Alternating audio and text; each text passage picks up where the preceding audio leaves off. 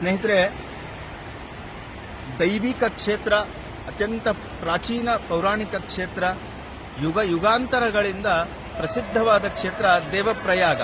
ನೀವು ನೋಡ್ತಾ ಇದ್ದೀರಿ, ರುದ್ರ ರಮಣೀಯವಾದ ಸಂಗಮ, ಅತ್ಯಂತ ಪವಿತ್ರ ಸಂಗಮ ಇದು.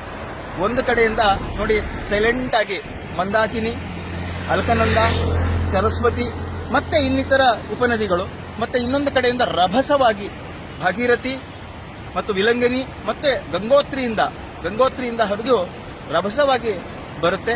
ಆ ಎರಡರ ಮಿಲನ ನೀವೀಗ ಅಲ್ಲಿ ನೋಡ್ತಾ ಇದ್ದೀರಾ. ಈ ಎರಡರ ಮಿಲನ ಆಗಿ ಮುಂದೆ ಗಂಗೆಯಾಗಿ ಭಾರತದಾದ್ಯಂತ ಖ್ಯಾತಿಯನ್ನು ಹೊಂದಾಳೆ. ನಮ್ಮನ್ನೆಲ್ಲರಿಗೂ ಜೀವನಾಡಿಯಾಗಿ ಭಾರತೀಯರ ಅತಿ ಹೆಚ್ಚು ರಾಜ್ಯಗಳಿಗೆ ನೀರನ್ನು ಪೂರೈಸುವ ಗಂಗೆ, ಪವಿತ್ರ ಗಂಗೆ.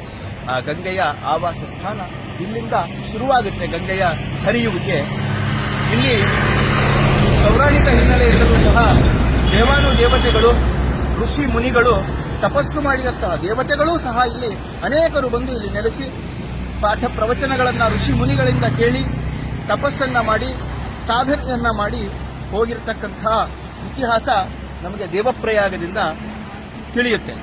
ಅಂತೆಯೇ ವಾಯುದೇವರು ಅಂದರೆ ಹನುಮಂತನ ಒಂದು ಗುಹೆಯೂ ಇದೆ ಇಲ್ಲಿ, ಮತ್ತು ಚಂದ್ರ ಮತ್ತು ಸೂರ್ಯರ ಗುಹೆ, ಅವರೂ ಸಹ ಇಲ್ಲಿ ಬಂದು ತಪಸ್ಸನ್ನ ಮಾಡಿ ಸಿದ್ಧಿಯನ್ನ ಮಾಡಿಕೊಂಡು ಹೋಗಿದ್ದಾರೆ.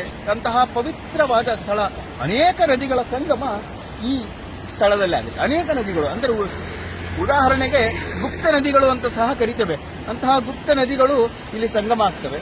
ಇಲ್ಲಿಂದ ಗಂಗೆ ಪ್ರಾರಂಭವಾಗುತ್ತೆ. ಉತ್ತರಾಖಂಡ ದೇವಲೋಕ, ದೇವನಗರಿ ಅಂತ ಯಾಕೆ ಅಂತಾರೆ ಅಂತಂದ್ರೆ ಇಂತಹ ಪ್ರಮುಖ ದೈವಿ ಕ್ಷೇತ್ರಗಳು ಇಲ್ಲಿದೆ. ಹಾಗಾಗಿ ಇದನ್ನು ಸಹ ನೋಡಲು ಮರಿಬೇಡಿ. ಯಾಕಂದ್ರೆ ಪುಣ್ಯ ಬೇಕು ಈ ಕ್ಷೇತ್ರಕ್ಕೆ ಬರಬೇಕು ಅಂದ್ರೆ. ಅನೇಕ ಜನ್ಮಗಳ ಪುಣ್ಯ ಇದ್ದರೆ ಮಾತ್ರ ಆ ಸನಾತನ ಧರ್ಮದಲ್ಲಿ ಆ ಮನುಷ್ಯ ಈ ಕ್ಷೇತ್ರವನ್ನ ದರ್ಶನ ಮಾಡ್ತಾರೆ. ಹಾಗಾಗಿ ಎಲ್ಲರೂ ದರ್ಶನ ಮಾಡೋದಕ್ಕೆ ಪ್ರಯತ್ನ ಪಡಿ. ನಮಸ್ಕಾರ.